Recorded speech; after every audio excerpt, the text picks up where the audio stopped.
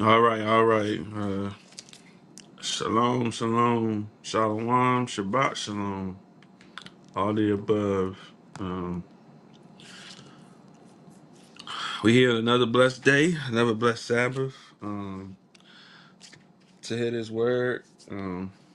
Lord, if you here, if you're able to be here with us, just thank the Most High for waking you up. Having another time to see another day. Whether it's rainy, whether it's sunny, whether it's cold, whether it's hot.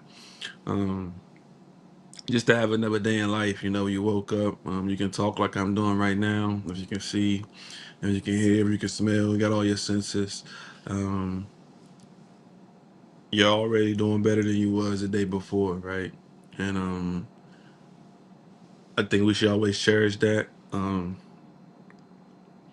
and look at that as a blessing, right? Because people always, equivalent blessings with cars, clothes, houses, things like that, jobs, and those are blessings. There's no doubt there are blessings. Whether they're coming from Satan or God or not, they're still blessings, right, in some way. But just the little things, like I tell people all the time, if you woke up today, God's not done with you. Whether it's whether you feel bad, whether you feel happy, whether you feel sad, whether you feel joy, God still has a purpose for you, right?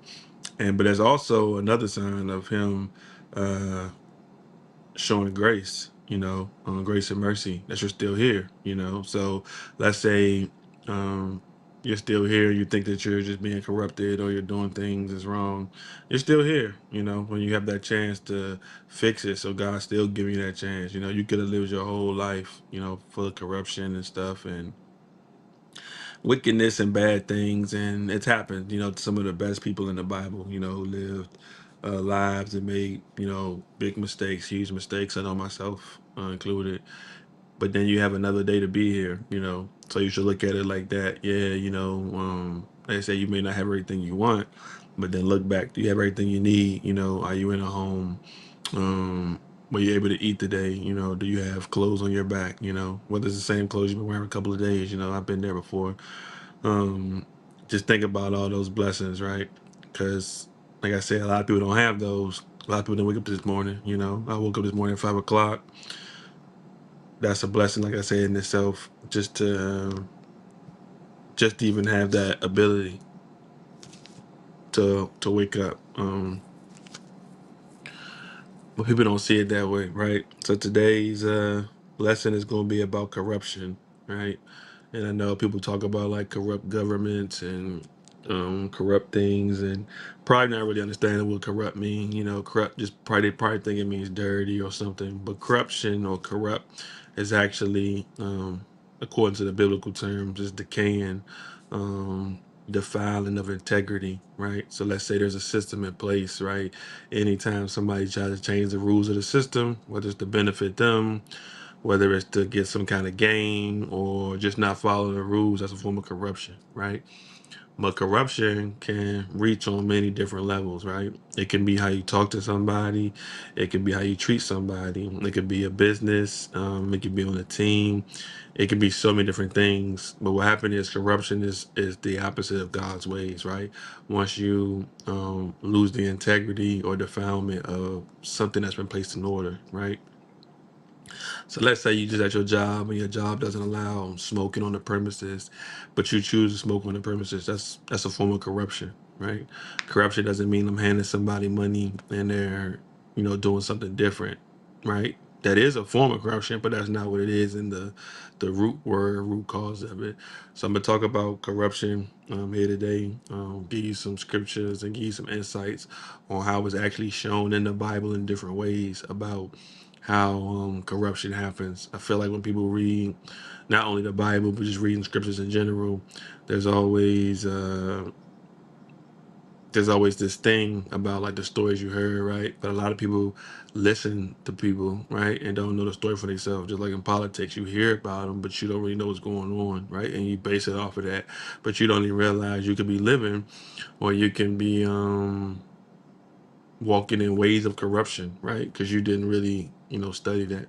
Like when they talk about the wise men, they always say three wise men, but the Bible never says how many it is.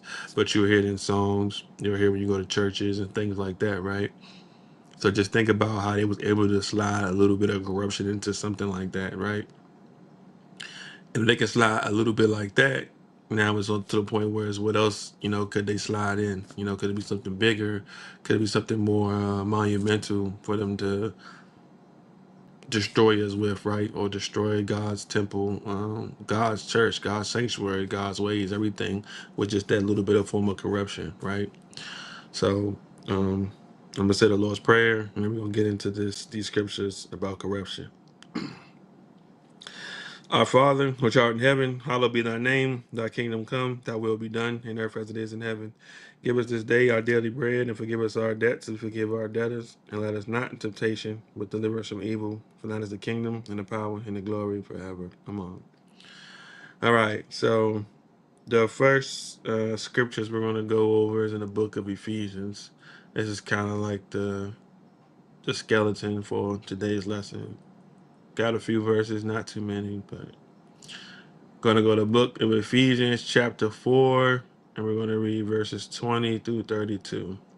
Ephesians chapter 4, verses 20 through 32.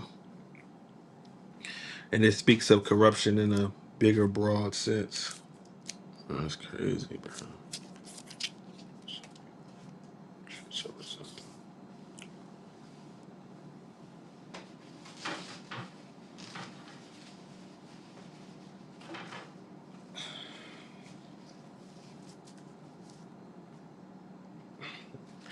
All right, so Ephesians chapter 4, verse 20 through 32, which is basically the end of the chapter. It says, "But ye have not so learned Yeshua, if so be that ye have heard him and have been taught by him, as the truth is in Yeshua, that you put off concerning the former conversation the old man which is corrupt according to the deceitful lust, and be renewed in the spirit of your mind, and that you put on the new man, which after God is created in righteousness and true holiness. Wherefore, putting away lying, speak every man truth with his neighbor, for we are members one of another. Be ye angry and sin not. Let not the sun go down upon your wrath. Neither give place to the devil. Let him that stole no more, but rather let him labor, working with his hands, the thing which is good, that he may have to give to him that needeth. Let no corrupt communication proceed out of your mouth, but that which is good to use of edifying, that it may minister grace unto the hearers, and grieve not the Holy Spirit of God, whereby you are sealed unto the day of redemption. Let all bitterness and wrath and anger and clamor and evil speaking be put away from you with all malice. And be ye kind one to another, tenderhearted, forgiving one another, even as God for Christ's sake hath forgiven you." Right? So this is, like I said, the skeleton of it, right? And it talks about the corruption. So in verse 22, it says that you put off concerning a former conversation, the old man which corrupt according to the deceitful lust, and be renewed in the spirit of your mind. So when they're talking about the corruption, right, according to the deceitful lust, like I said, you have lustful things, right? Whether it's sexual lust, physical lust, when it's desiring things or whatever, could be drugs or whatever, right? That's could be a form of lust, some type of strong desire that's ungodly, right? That's what lust can be, right? So when you have those, it's a corruption because it's against God's rules, right? When he talks about that you putting on a new spirit in the mind, you put on a new man, which is God, right? So he's trying to tell you there's no way you can have a corrupt mind, right? And have any deceitful lusts and still say you're part of God, right? Now, mind you, that doesn't mean you're not saved or anything like that, because I can't tell nobody who's saved, right? Whether you're baptized or not, I'm not the one that does the saving, right? But you can't walk in that way and expect different results, right? You can't go about people lying to people and then also speaking truth. It doesn't work, right? Because there's corruption in it. Like I said, corruption is the defilement of something, the decaying of something, right? It's the integrity. So I'm telling people over here was good, right? But I'm telling people over here was bad. Or let's say I'm mixing the two, right? There's a problem because now the integrity of the company, the integrity of the plan, the integrity of the team is not solid anymore. It's going to fall apart. And when that happens, right, then you're gonna have all these issues, right? This is how you let all this other stuff in, because now there's holes, right? There's holes, there's loopholes, there's new doors, all this stuff being created. So when I talk about like the alphabet crew, right? When I say they don't realize the doors they open up, right? They open up Pandora's box, because like I said, you can't let one thing in and not everything else in, because you don't realize you open up a doorway. And since that doorway is not of God, you open it up. Satan not gonna close it, right? He gonna keep it open because it lets everything in. So now you got the alphabet crew, then you got all this other stuff, right? So when people be talking, you can't have a situation where you feel like, let's say like the smoking rule, right? So it's okay for a person to go overseas, be in the military, and unalive somebody, right? That's fine. But it's not okay for them to do it at 18, to smoke or to drink or to get in clubs or stuff like that. Or even in the female situation, right? The females can get into clubs at 18. The men got to be 21, right? It's already, creating gaps and problems. Do I have a problem with that? No, because if she's 18, she's considered an adult like everybody else is considered an adult, right? But then this is the corruption of their mind. So you'll have this, right? And then you'll have this, but they're not on the same playing field. For instance, if you talk to a minor girl that's like 16 or 17, it's illegal far as if you have sexual relations with her, right? But yet, if she's 16 and her parents give her off the marriage to you, it's okay, right? But the problem is you're creating a loophole. And like I said, if that loophole happens, right? This is where somebody tries to figure out, well, we can go this way, we can go this way. It's almost like shortcuts instead of actually doing stuff the right way. Like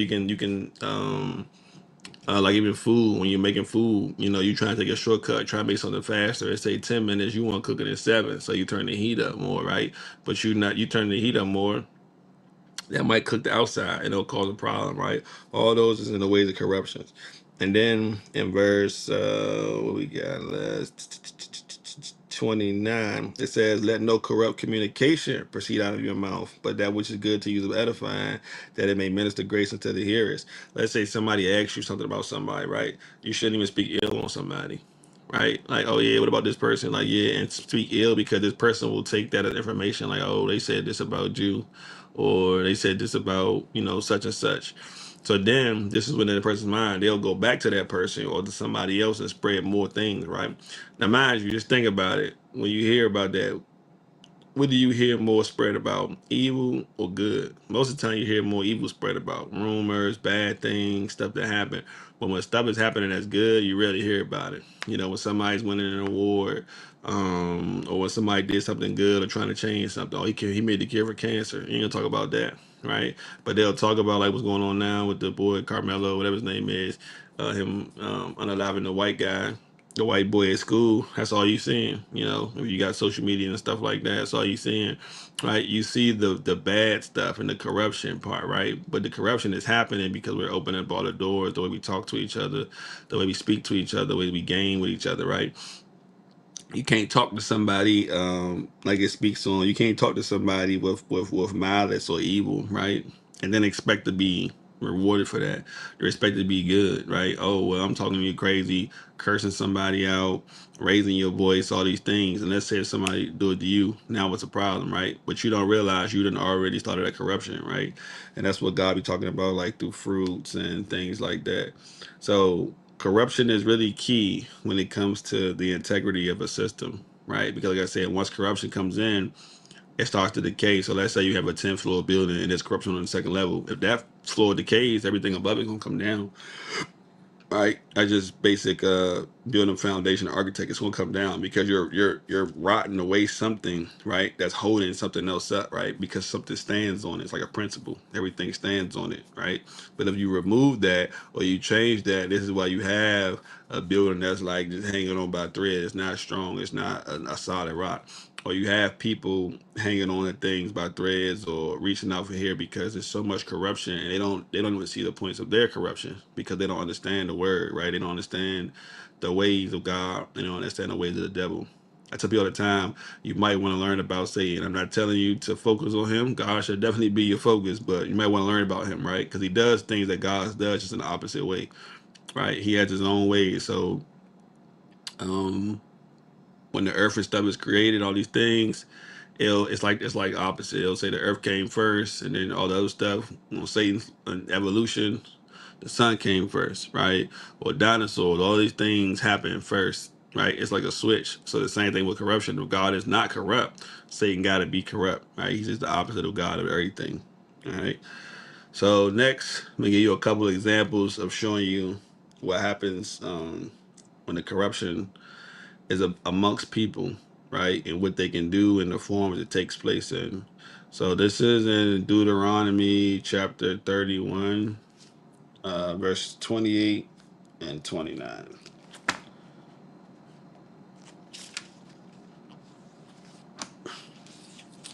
Deuteronomy 31, chapter 28 and no, chapter 31, I'm sorry, and verse 28 and 29.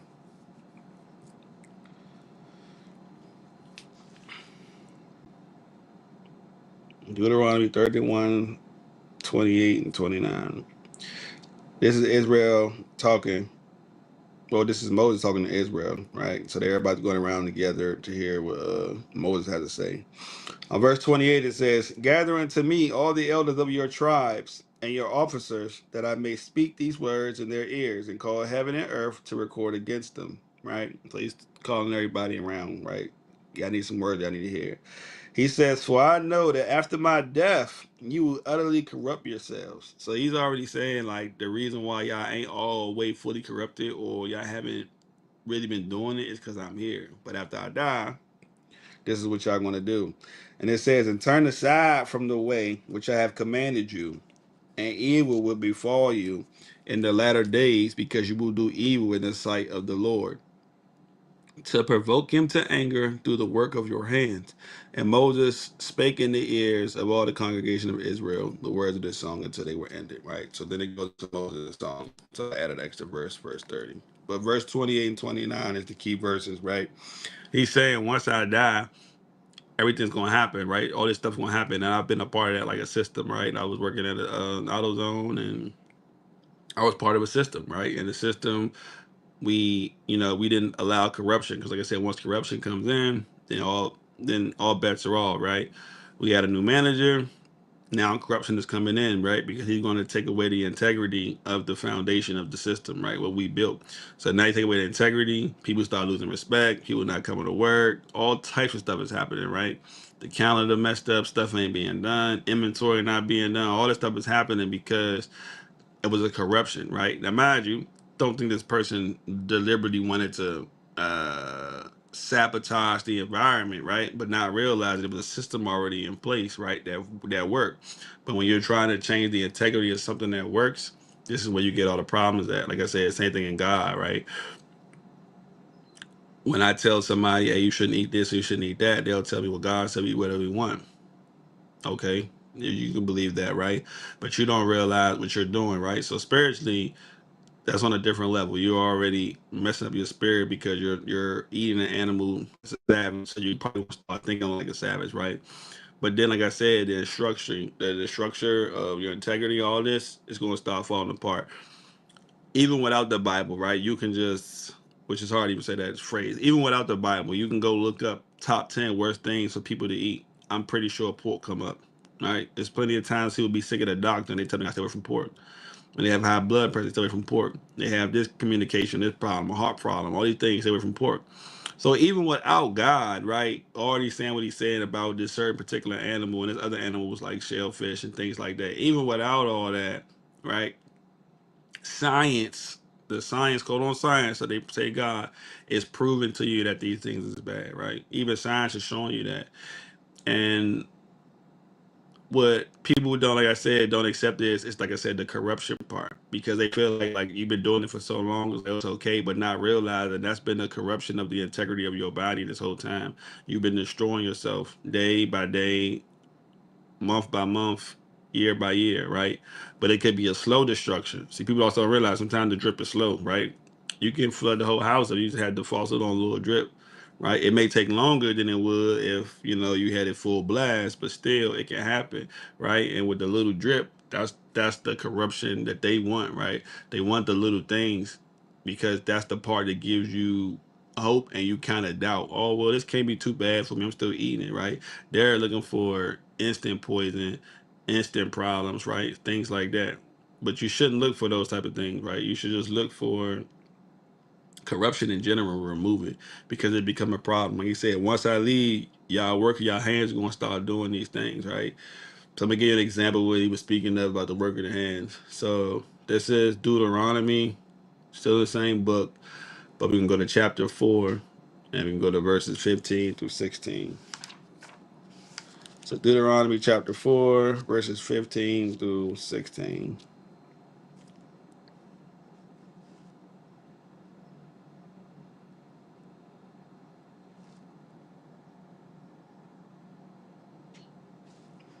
You said Deuteronomy 4, what? 15 and 16.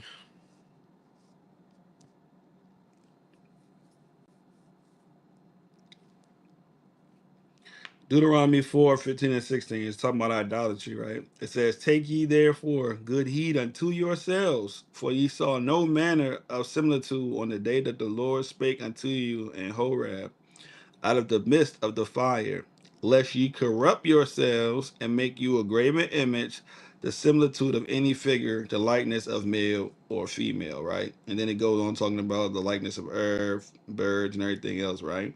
But he's saying you're going to corrupt yourselves by making a graven image, right? So you're going to destroy yourselves by making these images. That's what, I guess that's what people do now, right? People do statues. You'll see like when you're going out in DC and other places, you see statues and all types of buildings with people, animals, all types of stuff, right? And people are like, oh, that's nothing X, Y, Z. But like I said, I'm more on the part where you, like I said, you won't see it because it's slid in so secretly, right? Like so, for instance, I think it's in New York. It's in like in front of one of the banks in New York. I think the Federal Reserve Bank, right, or the stock exchange. One of the two. I'll let y'all know later. But it's in one of the things. There's a cow or a bull, right? And everybody like, oh, that's the bull run X Y Z. But that's the thing. I done read the Bible and I know about bulls and cows, right? I'm not saying God said you can't use bulls and cows to do things that do work because they're a pretty strong animal that do things. But I also know a time period right here with Moses where they was worshiping a cow, right? Worshiping the golden calf, and they was worshiping and doing things. Then past that, later on, they was worshiping another calf in Jeremiah's term, Moloch, right? And they were sacrificing children to it, right? So why would you pick out of all animals in the world to put in front of this building? Do you even have to put a bull in front of that, right? But you know what? What it does is, right, it corrupts them, but it corrupts them unknowingly, unconsciously, right? So why then? So then any other time it'll be like on a different level. Like, so I'll give you an example. I was talking to my friend the other day about Chick-fil-A. I don't eat Chick-fil-A, right? Chick-fil-A, I don't eat it. And I told him, I said, let me tell you something about Chick-fil-A, right? They off on Sundays, they would be Christians. I get it. That's how I started off. Found out, okay, cool, you want to worship on Sunday. No problem, right? But I said their mascot is a cow. And they say yes to eat more chicken, but we also eat more things than chicken, right? You eat shrimp, people eat fish. Shouldn't eat shrimp though, but people eat fish, people eat pigs, people eat goat, people eat sheep, right? They have all these other animals, but their mascot is cows, right? Now I told him, even though I still wouldn't agree to this, but let's say all their mascots was all the different animals, like how McDonald's has, they had, at least they had the Hamburglar and all them, Rosie and the purple little monster. I can think of his name right now. They had all these little different creatures, right? Plus they had around the McDonald's, so it's like a whole team. I could I could let that slide, live with that a little more, but you just got cows, right? And they be like, well, it's just because they want to eat more chicken. Like I said, we eat other things. Why is not a pig? Why isn't it a fish? Why isn't it something else? Why isn't it just a farmer, right? You pick a cow, but subconsciously you won't know that. And like I said, that's where they slide corruption in, right? If people was like, what's wrong with Chick-fil-A? Well, they said Chick-fil-A chicken sandwiches has 50 ingredients in it. Now, I done had a Chick-fil-A chicken sandwich. The bread, that's one. The chicken, that's two. I guess I give you flour and batter, that's four. You may have ketchup, five, lettuce, tomatoes, six, seven, eight, nine, 10. I can count maybe 10. They said 50. So where the other ingredients is coming from, right? How the bread be all soft and disintegrating. And I'm not telling you don't eat Chick-fil-A, but like I said, you're telling me that you're clean and this and that, but to me that's a form of corruption. Why are you putting sugar and everything? Why are you doing all this, right? But like I said, it messes up the integrity of you, right? Because the people who are doing the corruption, right, they don't have no integrity about this because they're the ones that's doing evil, they're doing wicked, they don't care, right? And I'm gonna give a scripture like that. They don't care about it, but it's gonna corrupt you, right? It's gonna corrupt the things you do. Like we talk about, like why is pork and everything. I was talking to my brother yesterday, and he said that like the dispensaries, right? They'll I guess on some of the marijuana, like some of the ingredients is pork. I didn't know you need pork to smoke marijuana, but I guess that's a new ingredient to make it taste better, make it hit better. I don't know, but that's a thing, right? Like I said, but they slide little corruptions in all throughout, whether it's on the TV show, whether it's a video game, anything, shoes, clothing, all these things can be done in slick ways, right? But we don't see it that way because you don't really understand corruption. People think corruption is somebody just giving somebody money to bribe and making it all evil. But the evils are little because it's changing the integrity of the whole system, right? Whether it's small or not, because that's the best kind of corruption when it's small, right? When you can't really see it, but you still get affected by it. It's easy, like I said, to see the faucet just running, right? But it's different when the faucet just dripping. You don't know, right? My friend just told me he left the faucet. He didn't leave it running, but he messed up and it was just like slow leaking over a couple of days and messed the floor of XYZ. Now mind you, it was blasted. It could have been worse, but he might have been tend to hear it. I could hear the water. I could, smell the water, see it. But when it's just slow drip, you can't really tell. But that'd be the best one, just like cancer or something. It's a slow cause. It's not no, oh, let me just speed up and get the burn like you was to get shot or in a fight or in a car accident, right? It's the slow burn, and that's the one that gets everybody every single time, right? So, like I said, making graven images, you start looking up things, idols, people running around and wearing crosses and things like that, believing that's connected onto God. God is not against jewelry, but like I said, the idol has nothing to do with the cross, right? There's nothing to do with God. There's nothing symbolizing this cross is, oh, I'm connected to God, right? That's a form of idolatry. All right. So next is Psalms chapter 38, verse 4 and 5. Psalms 38, verses 4 and 5.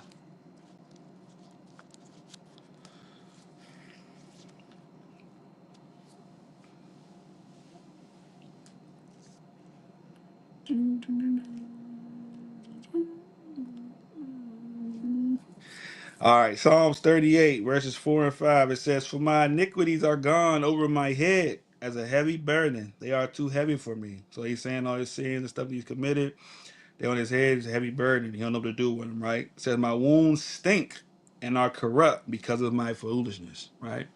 So he said his wounds, right, can't even heal right, because of the corruption, right? All based off of his foolishness, right? Because he's not following God's ways, right? Not listening, you know what I'm saying? Still wanting to do it your way, right? People become stubborn and still want to do it their way. That's not how this works, right? Now, mind you, like I said, you can still, not saying you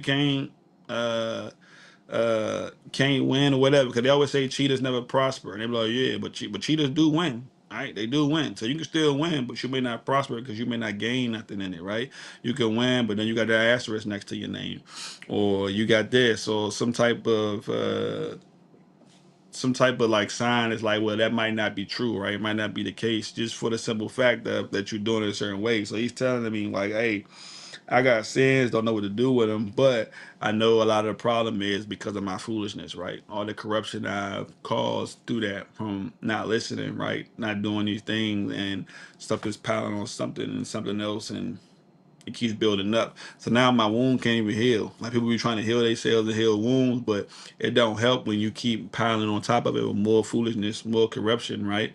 And like I said, corruption comes in so many different ways. I just showed you it being in um worshiping in images early in Ephesians. It can just be the way you talk to somebody, whether you're lying, building up things. It comes in so many different ways, right? um and you're piling these on top of these things, right? So I'm going to show you another example. So this is Second Corinthians chapter 2 verse 17. So the second book of Corinthians, so 2 Corinthians chapter 2 verse 17. Just giving you examples of, like I said, how corruption comes in many things. Because, like I said, people who think corruption is only government or something of that nature, some type of organization and stuff like that. And it can be that, but it also has a broader range. Just like fornication and adultery. People think this adultery is cheating on your wife or your wife cheating on her husband. Like, no. Israel went with other gods. God called that adultery. Right. So it's there's spiritual aspects to everything, and that's what Christ was trying to explain.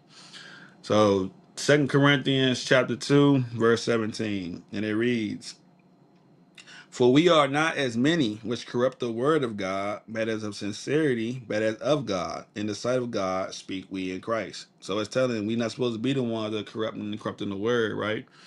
I had people pastors all the time, and I tell you all the time, you gotta be careful, right? You listen to a pastor, even myself, I tell you all the time, go check me, correct me if you have to, you can always hit me up, text messages and stuff. But I'm seeking out God, and I'm seeking out the ways to understand it the best that God has given it me, so I can give it to you, right? Because I don't want to be giving you wrong information, because that's gonna come out on me, right? God gonna blame me for that, for giving it to you. So I try to seek things, I try to go slow.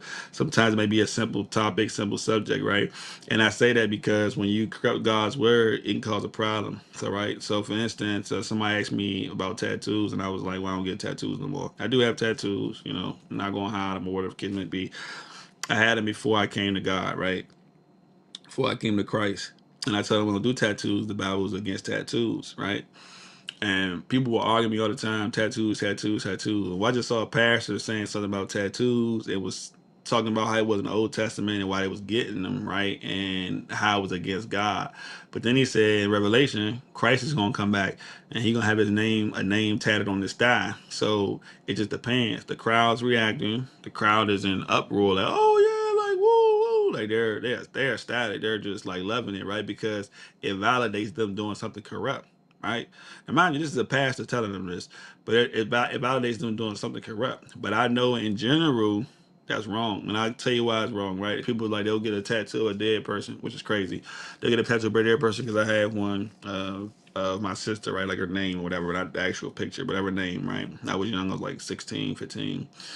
But you'll get a tattoo, right? So God also talks about the temple. Your body's a temple, right? This belongs to God. So he don't want you to defile it, don't want you smoking, don't want you messing it up, right? So let's just say they say you can get a tattoo, right? Well, a tattoo is actually a wound, right? You got to put ointment on that for that to heal, right? Whether it's the ointment they give you, whether you use A&D ointment, Vaseline, it's a process, a healing process, right? So this is a wound, a burn, a scar, anything, right? It scabs up. This is a wound. Why would you defile yourself and get in a wound, right? That's like somebody doing when they used to do, like back in the day, the kids had like the erasers and do the eraser burns, or they'll take like a Brandon, like with the what's the sororities and fraternities, they'll take like a brand of the Q sign or something, they'll brand on their arm. That's a wound that has to heal. Why would you do that to your body?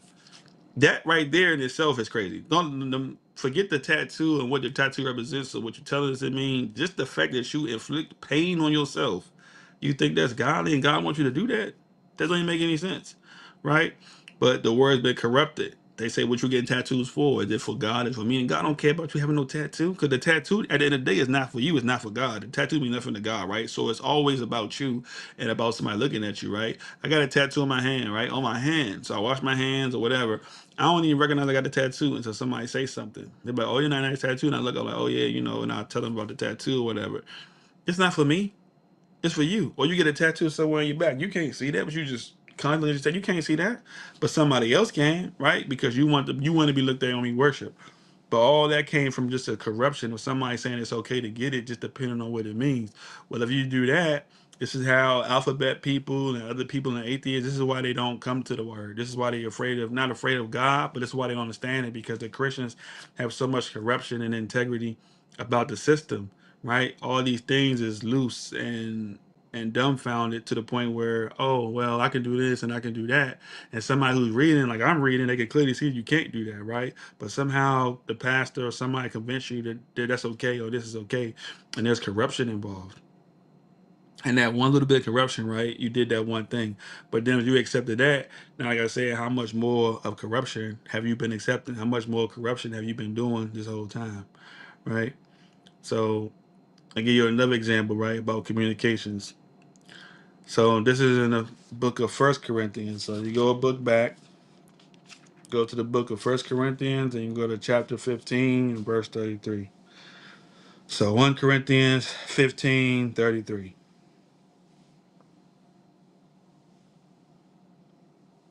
I'm gonna read 34 as well, but 33 is the main part of the these scriptures I'm reading. So 1 Corinthians chapter 15, verse 33.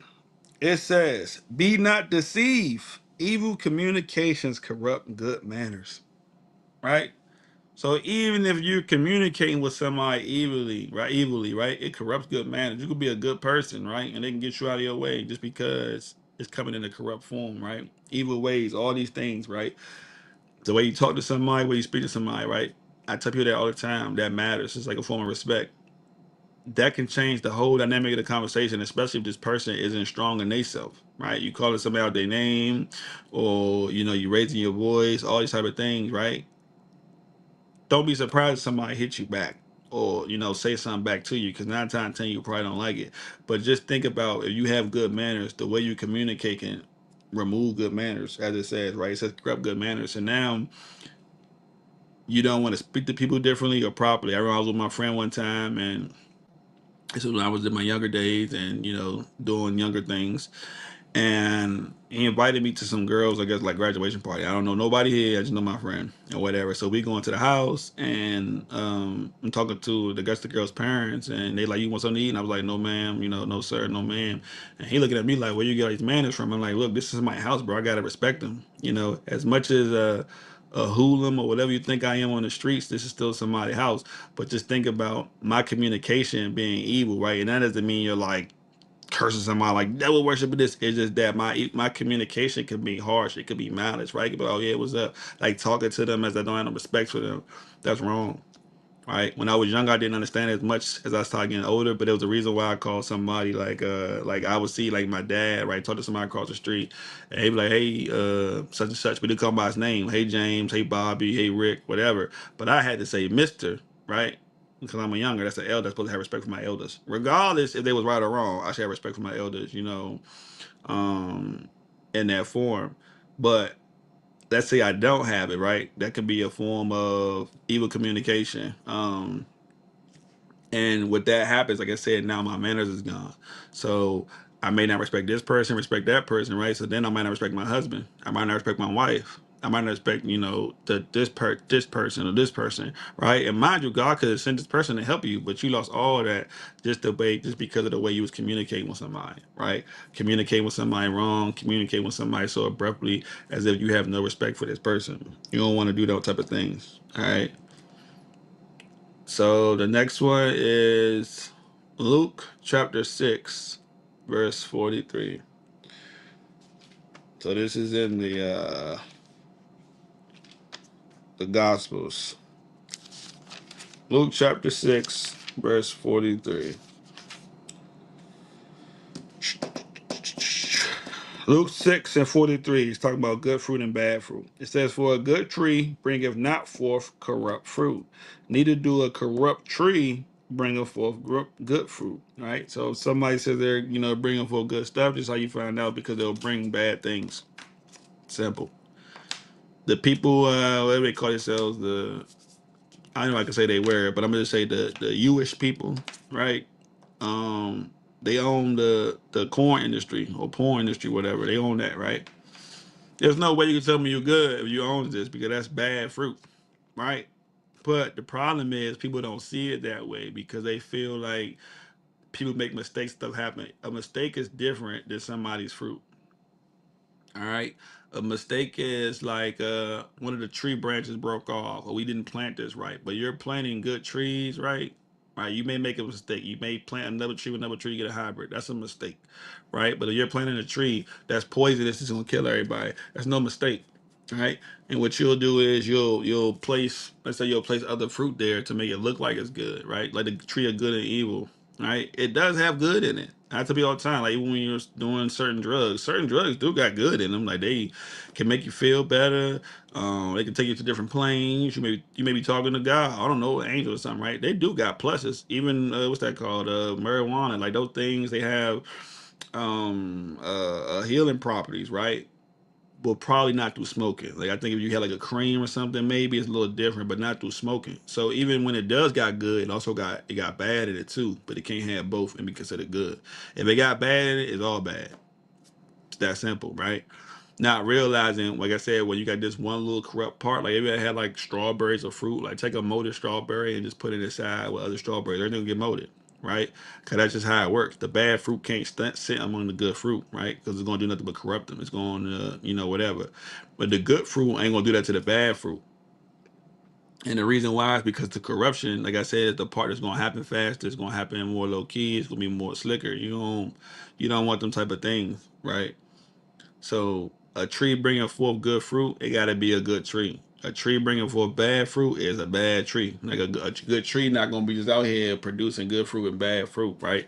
That happens when corruption comes along. When people picking the fruit or doing something else, right? Or like I said, the tree might have been poisoned. Any of these things, that corruption is a part of the process, right? In some form, whether it's late, whether it's early, whether it's in the middle, at the end, it's some form of the process. But if it's corrupt from the beginning, it's gonna be corrupt the whole time, right? And it has to go through a whole cleansing process to become new. It can't be corrupt and still be producing out good things. Like I said, you can smoke and get high. I feel good, this and that. But then smoking is the number one cause of anxiety and depression. You tell somebody that, they're like, well, I don't feel like I'm depressed. I'm like, well, you don't even know, right? Because you so focused on the good side of it. Like I said, like the fruit of evil. You so focused on the good side. Yeah, you could become gods and learn things, which God was going to tell you anyway. But now you split the process up, right? And now you got all this information and you don't know what to do with it. So now you're gonna make mistakes. Now you're scared. Now you're doing all this because it's supposed to be a slow feed process. That's like having a baby and tell the baby to go to school and get a job. It's a baby. What they gonna do? They can barely crawl, barely walk. Let's say they can crawl and walk. Maybe kind of talk, right? They don't know nothing. That's why it's a process. You know what I'm saying? Grade levels. It's a process, right? So the next one is in Daniel, and this is Daniel chapter 2. Daniel chapter 2, verse 9. Daniel.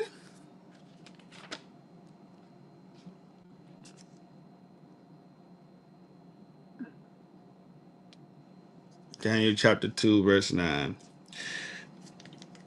And it reads, but if you will not make known unto me the dream, well, let me go up to verse 8, right, to give you a little bit of clarity. It says, the king answered and said, I know of certainty that ye would gain the time, because you see the thing is gone from me. But if you will not make known unto me the dream, there is but one decree for you. For you have prepared lying and corrupt words to speak before me till the time be changed. Therefore, tell me the dream, and I shall know that you can show me the interpretation thereof.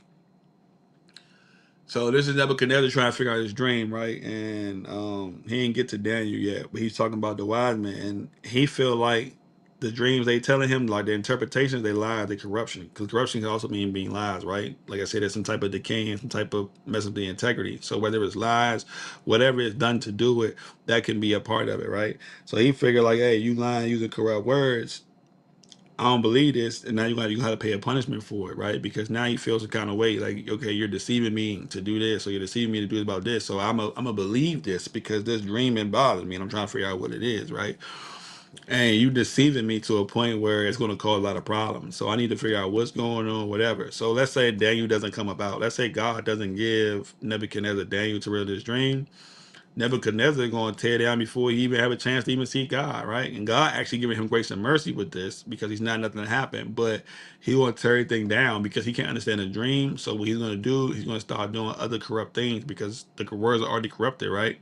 He going to start doing corrupt things. He's going to start taking everybody down, killing everybody to the point where nobody's probably going to be left, right? All because of these lies and stuff that was happening. So that small little corruption can cause a whole bunch just based off of the person's response or what they can be doing, because now his whole system is integrity, his whole palace, his whole kingdom, everything that he has is integrity based off of a dream, right? And since the corruption comes through the lies, let's say he believes the lies and they're not true, he don't want to hear about that, and it's going to cause a whole lot of other problems, but he doesn't feel like that suffice, right? Or sufficing, right? So then we go to Daniel. We're going to stay in Daniel. We're going to go to chapter 11 and go to verse 32. So the book of Daniel, chapter 11, verse 32. And it says, and such as do wickedly against the covenant shall he corrupt by flatteries, but the people that do know their God shall be strong and do exploits, right? So it says the wickedly against the covenant shall be corrupt. So the wicked, right? They're going to hear the flattering words. That's what I tell you, when somebody's talking to you whether it's preachers, whatever the case may be, right? They're going to speak words. They're going to speak things that sound flattering to you, right? So it's like soothsayers or something to the ears, right? Because now you care about what's being said, and those things making you happy. Those things making you feel good about yourself. Are you done, right?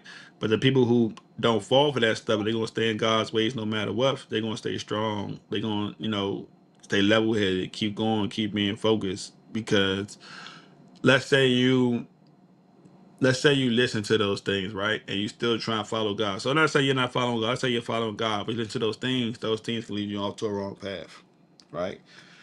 Everybody said God said go left. He was like, nah, but he was saying go right, right? Okay, cool. That could be right, but there's a choice. God ain't gonna give you those two options. It's either gonna be this or that, and they're gonna be both. Can't take both, right? And when people see that, they don't realize, like I said, that's a form of corruption. Because Satan always try to come in and just slide a little bit. It don't have to be a lot. It has to just be enough to divert you off the path. Like I said, you can be driving. Let's say you're going to a place and take 15 minutes. You make the wrong turn, 15 minutes turn maybe to 25, 27, 30, because you might run into traffic. You might got to double back.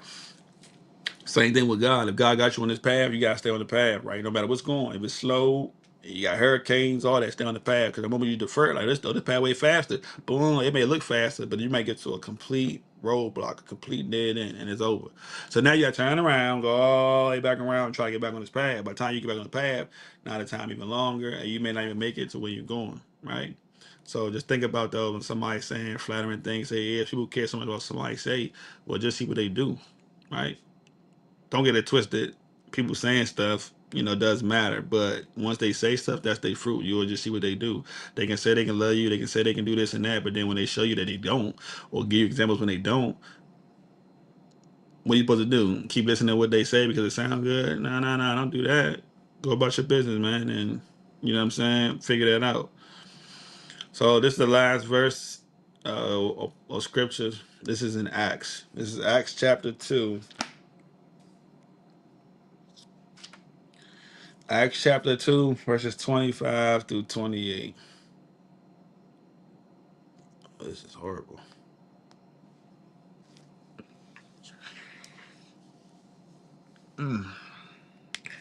Acts chapter 2, verses 25 through 28. It says, For David speaketh concerning him, I foresaw the Lord always before my face, for he is on my right hand, that I should not be moved. Therefore did my heart rejoice, and my tongue was glad. Moreover also, my flesh shall rest in hope. Because thou wilt not leave my soul in hell, neither will thou suffer thy Holy One to see corruption, or to see decay, or some type of form of perishing, right? Because corruption can also be perishing too. Thou hast made known to me the ways of life. Thou shalt make me full of joy with thy countenance. So it's even saying, even for you to go through suffering and stuff like that, you won't suffer through hell if you're following God's ways because he's made them known to you, right? And now he's made them known to you, just follow him. You know what I'm saying?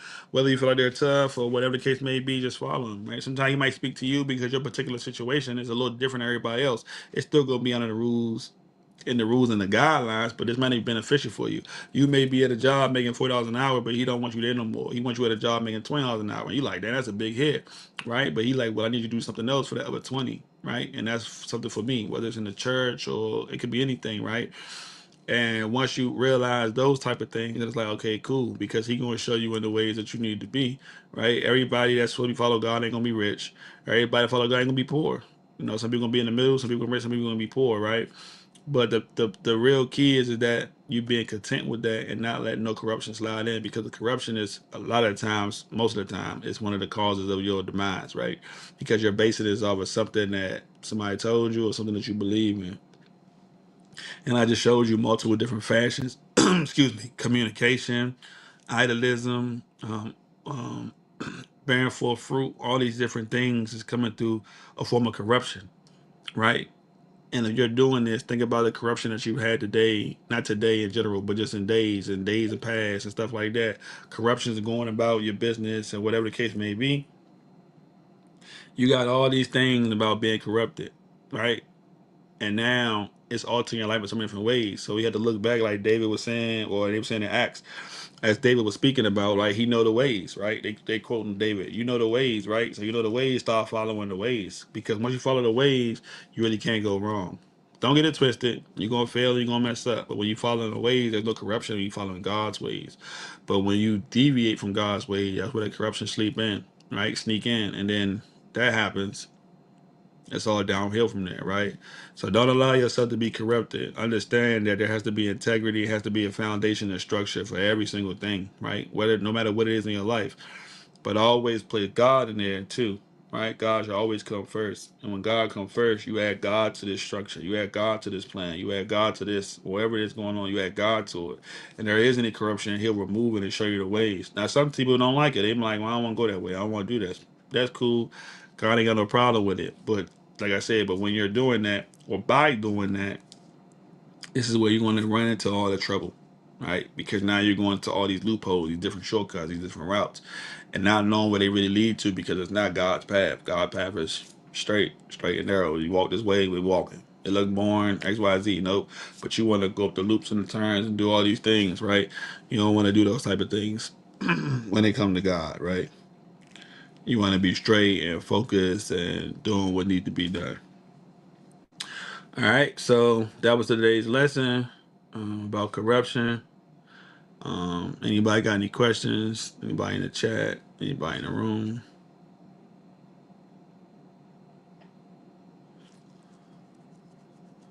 All right, so no questions. Nobody has any questions. Like I said, just a reminder.